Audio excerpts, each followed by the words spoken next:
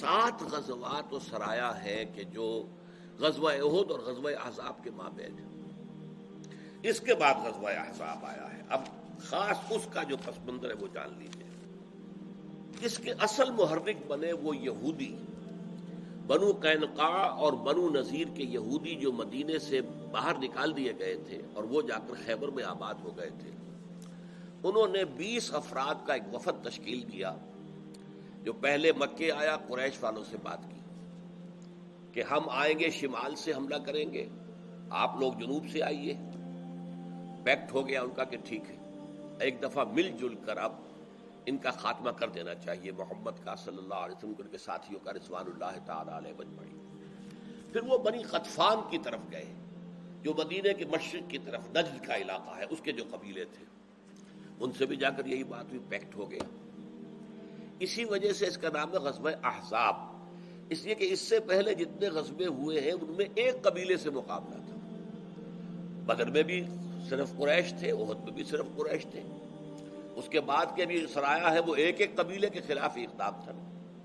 اب یہ احزاب، حزب کی جمع، کہ یہ احزاب جو ہے جمع ہو کر آئے ہیں، اور قرآن نے الفاظ استعمال کیے ہیں من فوقکم ومن اسفل منکم، یعنی فوق اصل میں کہتے ہیں مدینے کے مشرقی علاقے کو، چونکہ سطح مرتفع ہے، سطح بلند ہوتی چلی جاتی ہے، یہ فوق سے اوپر سے آ رہے ہیں۔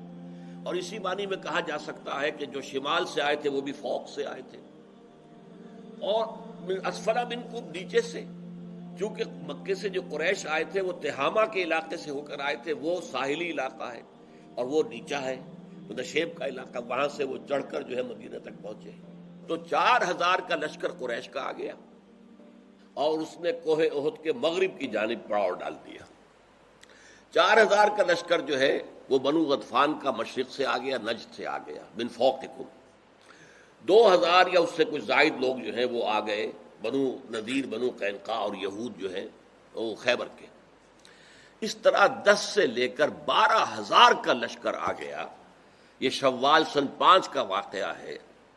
اب آپ اندازہ کیجئے کہ انہوں نے آ کر جو گھیرا ہے مدینے کو، تو صرف جو ہے جنوبی علاقہ جہاں حرات ہے، حرات اصل میں وہ لاوے کی چٹانیں ہیں مدینے کے 2 سائڈز میں، کہ جن پر نہ گھوڑا چل سکتا ہے نہ اونٹ چل سکتا ہے، پاؤں پھسلتا ہے، وہ کالی کالی چٹانیں۔ جو لوگ بھی گئے ہیں مدینے کی، انہوں نے اگر زیارت کی ہے تو جو مسجد قباء ہے وہاں پر آپ کو وہ سیاہ رنگ کے پتھروں اور روڑوں وغیرہ کی، بڑے پتھر چھوٹے روڑے، وہاں سے کوئی لشکر حملہ آور نہیں ہو سکتا تھا۔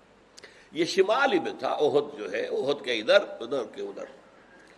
اب یہ کہ مدینے کی کل آبادی بھی 10,000 نہیں تھی، بوڑھے، بچے، عورتیں شمال کر، حضور کے پاس کل نفری 3000 کی تھی، ان میں منافق بھی تھے۔ یہی 3000 غزوہ احد میں تھے، ان میں سے 700 منافق نکل گئے تھے، وہ یاد ہوگا آپ کو۔ تو اس وقت بھی منافقین اس سے کم تو نہیں ہوں گے، کچھ زیادہ ہی ہوئے ہوں گے اس عرصے کے اندر، جبکہ مورال بہت ڈاؤن ہوا ہے تو تعداد زیادہ ہی ہوگی۔ تو ایک کھچڑی پکی ہوئی تھی اہل ایمان کی اور منافقین کی۔ اور ان تمام غزوات اور تمام جو بھی مشکلات آئی ہیں، ان کا جو فلسفہ بیان ہوا ہے وہ یہ ہے کہ اللہ تعالیٰ تمییز کر دینا چاہتا ہے، ممیز کر دینا چاہتا ہے کون حقیقی مومن ہے اور کون جھوٹ موٹ کے مومن ہے۔